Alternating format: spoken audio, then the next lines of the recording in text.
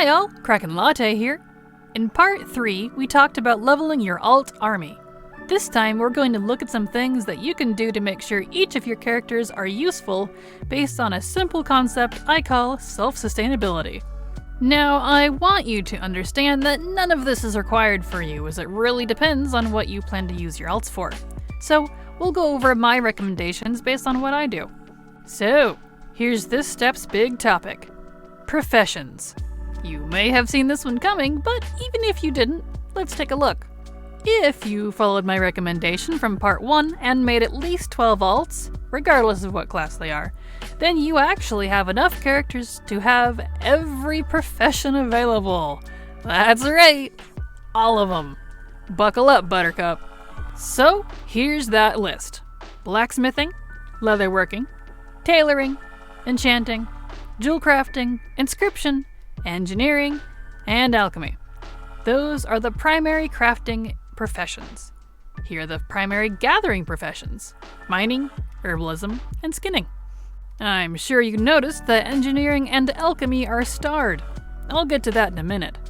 Each of your alts can know up to 2 professions at any time, be it crafting and gathering, 2 gathering, or 2 crafting.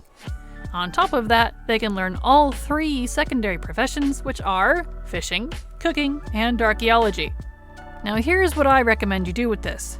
Choose 8 of your alts that you feel would be best able to use each of the primary crafting professions. I highly recommend you consider armor type and a playstyle as well, and match those up. For example, blacksmithing would be best utilized on a paladin, warrior, or death knight, since those are the plate-wearing classes. There are actually a good portion of bind on pickup items that you can craft with the armor-based professions, which means you literally can't use what you craft if you're the wrong armor type. This also means that leatherworking should go on a male or leather wearer, and tailoring on any clothy. When those 3 are assigned, now it's time to choose who gets the rest of the crafting professions. If you're indecisive, you may also want to look at racials. Some races get boosts and bonuses with certain professions, even if minor. Blood Elves, for example, get a little enchanting bonus. If you want me to do a video covering all the profession-related racials, let me know in the comments. Otherwise, let's move on. Once you've assigned all 8 primary crafting professions, now it's time to assign the gathering ones. I highly recommend that you pair each gathering profession with the crafting one that they feed, as it just makes things easier. So, that would look like this: mining with blacksmithing, engineering, and jewel crafting, herbalism with alchemy and inscription, skinning with leatherworking, and then tailoring and enchanting can go together. These 2 are special since cloth can be gathered by anyone, regardless of profession, and enchanting is its own gathering source. So, since those 2 are standalones and also can feed each other, as they both often use cloth and enchanting materials, they play nice on the same character. If you want to do double crafters or double gatherers and go against this list, that's totally up to you, but I would save that for extra characters beyond your first 10. Now, why am I saying beyond 10? Didn't I say 8? Well, remember how I had alchemy and engineering starred? Those 2 are unique because they have something called Masteries. If you go to the profession trainer in Stormwind or Orgrimmar, the one that teaches you Vanilla and Cataclysm, you'll be able to pick up a quest to learn a mastery. You won't see this quest until you've leveled the vanilla bracket of your profession, but once you do, you can get this quest. For the Masteries, alchemy has potion, elixirs, and transmutations, while engineering has goblin and gnomish. Here's how they work. The alchemy ones will allow any craft of its matching name to proc in multiples when crafted if it is from Mists of Pandaria and older. So, if you choose the Potion Mastery, and any potion that has the name Potion, will have a chance to proc much like the new ones do with the ranking system from Legion and BFA. So, like my favorite Potion of Deepholm, can proc if I make sure to craft it on my Potion Master. For engineering, it's a little different. You're simply able to learn different recipes based on the one you chose. So if you choose Goblin, you can make recipes special to that mastery, much like the Caparium rocket mount, but not the gnomish stuff like the geosynchronous mount. The catch is that you can only learn 1 mastery. So if you chose potions on your alchemist and goblin on your engineer, you have to delete that mastery in order to learn the other on the same character. that will get expensive real quick, and guess what? Any recipes you learn specific to that mastery will be unlearned. So, I recommend you have 3 alchemists and 2 engineers to have all of these covered. Guess what? That works out to 11 professions, since that's 3 more beyond the initial 8. But you only need to choose 10, since tailoring and enchanting will be on the same character. So, your list, if you've been following along, should look like this.